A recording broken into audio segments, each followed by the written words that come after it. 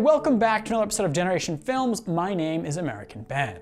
I've been wondering for a while if I should do a Peaky Blinders themed video on this channel. I mean, I don't even know if y'all like or have seen the show. On the one hand, it's got no spaceships or aliens getting ripped to shreds for the make-benefit glory of humanity. But on the other, it's got guns, lots of guns, and Tom Hardy as a psychopathic criminal rabbi. I gotta think that's pretty close to a net zero between the genres. So while I do hope we eventually get to see a Peaky Blinders spin-off that takes place in space, I do want to do a video on the show today. Aside from the Battle of Thermopylae, which kind of seemed like fun, war is hell. World War I, of course, took place at a turning point in human history when, in the wider scheme of things, thousands of years of imperial conquest among empires and nations was coming to an end. And people began to grapple with more complex concepts like human rights and not being completely shitty as a species. But World War I was still a brutal war, where soldiers, human beings, were thrown to the trenches to be slaughtered for God and country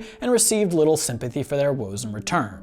The men that returned from the war returned forever changed, having witnessed the carnage that war creates up close. Thus, we have the premise for Peaky Blinders and its eponymous gang. Thomas Shelby and other British boys return from the war no longer boys, but weathered men, haunted by the bloodshed they witnessed and desensitized to violence. And so when we ask the question, why did such men turn to gang life following the war, as the show portrays, the obvious answer seems to be, "'Twas the war that did them in." But actually, this isn't quite true. The gangs actually predate the war. But first, some context. In the 19th century, Great Britain experienced a huge growth in its population. More babies were surviving past babyhood. People were living longer, and there was a large influx of immigration, namely Irish migrants who were fleeing potatoes or something like that.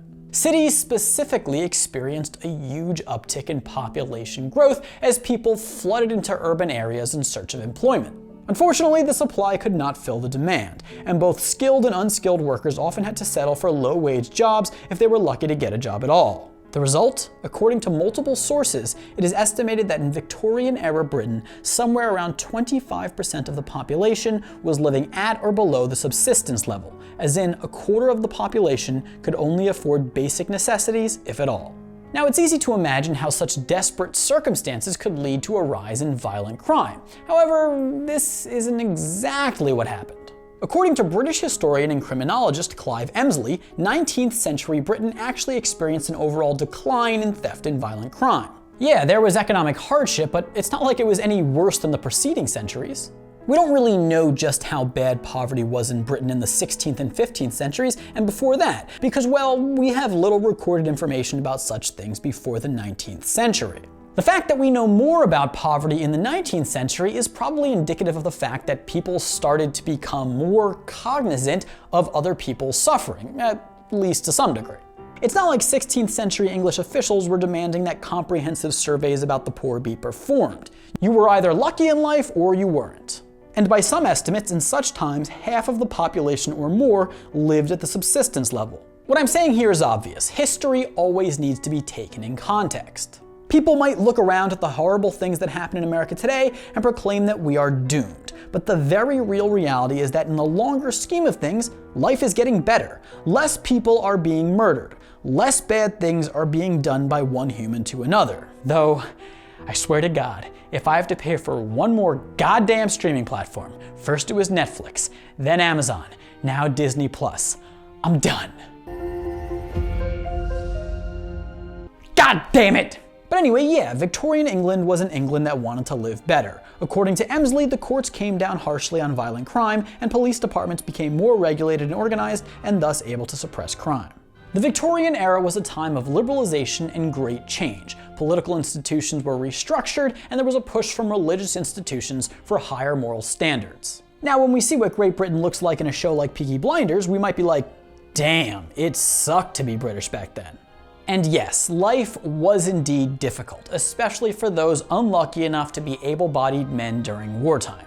Not that women had it any better, but I mean, women always get f***ed in history. However, in the larger context of things, 19th century England was an England on the rise, and violent crime wasn't exactly the most pressing concern. Though in 1888, good old Jack the Ripper did kill a bunch of prostitutes. Again, women always get screwed. Panic did result from the killings, but of course this was more due to media sensationalism than anything else really. Yes, Victorians, the romantics they were, had their share of fake news. But I should point out that we don't exactly know how much crime took place. It might be that the crime rate was actually really high and many crimes were just not ever reported. Back then, that's pretty much entirely believable. Anyway, what the poverty in England did help give rise to was youth street gangs, especially in certain cities. According to Heather Shore in her book London's Criminal Underworlds, street-based youth gang conflicts had been identified as a significant problem in multiple English cities beginning in the 1870s, including among others, Birmingham. 1870s inner-city Birmingham was an impoverished slumland. The youth of Birmingham thus turned to violence and gang life in order to survive. In an article on the website for the BBC History magazine, historian Barbara Weinberger offers a cogent reason for the rise of street gangs in Birmingham in the late 19th century. As we know, poverty and unemployment put thousands of youths on the street, and as we also mentioned, police departments were cracking down on crime and unruly behavior. And this includes the type of petty crimes and delinquency that youth gang members might have been heavily involved in, such as illegal gambling and drunkenness. The harsh policing led to resentment towards the police and authority among youths who already viewed the state as having no concern for their welfare. So while poverty and unemployment might have led to the rise of the gangs in the first place, the police tactics might have exacerbated the situation. Then again, I'm not condemning the police there. Without them, maybe the youth gang members would have been running even more wild. According to the article on the BBC History magazine site, the youth gang members who took to the streets during the 1870s were known as Slugars. Slugars were known for using their heavy belt buckles to beat their victims before mugging them.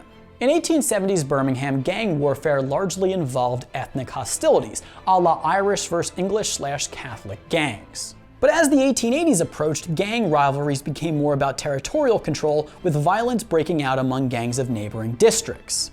It wasn't too long after the Slugars rose up that a type of dapper-dressed gang member emerged from their ranks, and soon Birmingham's gangsters became more regularly style-conscious, perhaps a tactic to distract from their savage ways.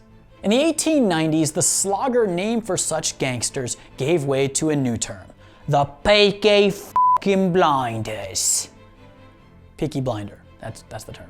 The Peaky Blinders were indeed ruffians of sartorial elegance, though as explained in the article on the BBC History magazine site, they did not wear razor blades in their hats. They wore, quote, billycock or bowler style hats made of hard felt with a rakish curved rim 2.5 inches wide. They molded the brims of their hats into a point worn tilted over one eye, hence their nickname, end quote.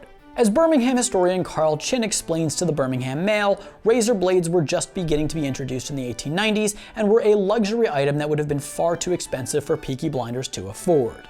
Now, let's pause for a second. Do you notice an issue here? Well, we're still in the 19th century.